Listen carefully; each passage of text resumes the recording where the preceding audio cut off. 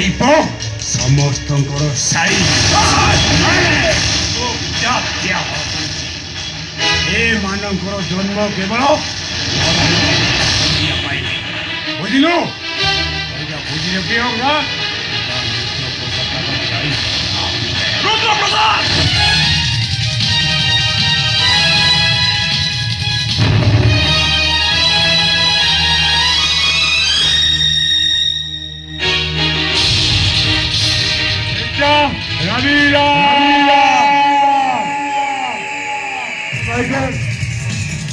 এইটাକୁ ସିଧା ବାନ୍ଧିଦେ ମୁଁ ଦେଖିବି ଆଜି କେମିତି ସେ ଭଉଣୀର ଭାଇ ତା ବଞ୍ଚେଇବ ଭାଇ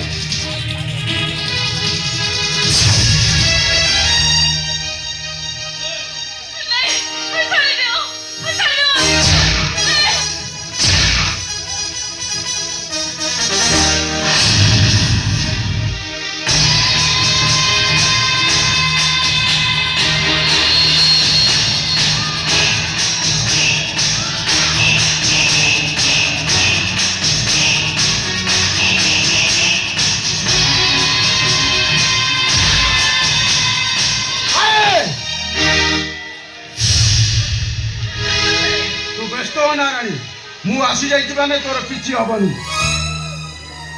ଆରେ ଶାନ୍ତନୁ ତୁ ଏଠି କଣ ପାଇଁ?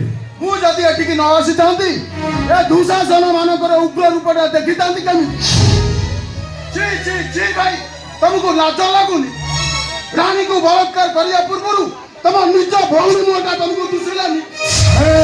ଶାନ୍ତନୁ କଣ କହୁଛୁ କିଛି ବୁଝିପାରୁଛୁ ନା ନାଇଁ? ଆବେ ଏଇଟାକୁ ମୋ ଭଉଣୀ ସହିତ ତୁଳନା କରୁଛୁ କେମିତି ରେ? ମୋର ମନେ ରଖିବା ଉଚିତ ମୋ ଭଉଣୀ ଖାଉଛି ଏବେ ସୁନା ଚାମଚରେ ଆଉ ଏଇଟା ଖାଉଛି ପଖାଳ କଂସାରେ। ଆଉ ତୁ ଏଇଟାକୁ ମୋ ଭଉଣୀ ସହିତ କେମିତି ତୁଳନା କରୁଛୁ? ଉଚ୍ଚ ନେଚର ଭେଦଭାବ ଭଗବାନ କରିନଥାନ୍ତି ଭାଇ, ଏଇ ମଣିଷ ମାନେ ହିଁ କରିଥାନ୍ତି। ଆଉ ତା ଛଡା ତମର ବିବେକ ଭାଇ ସହିତ ଦୁଷ୍ମତ ଅଛି କିନ୍ତୁ ରାଣୀ ସହିତ ନୁହେଁ। ଆଉ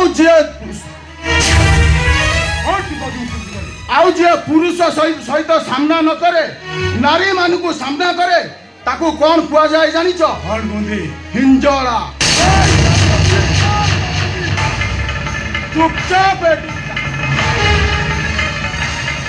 ତା ନହେଲେ ଏ ପବ୍ଲିକ ଉଠିକି ତମକୁ ଜୋତାରେ ବାଡେଇବେ।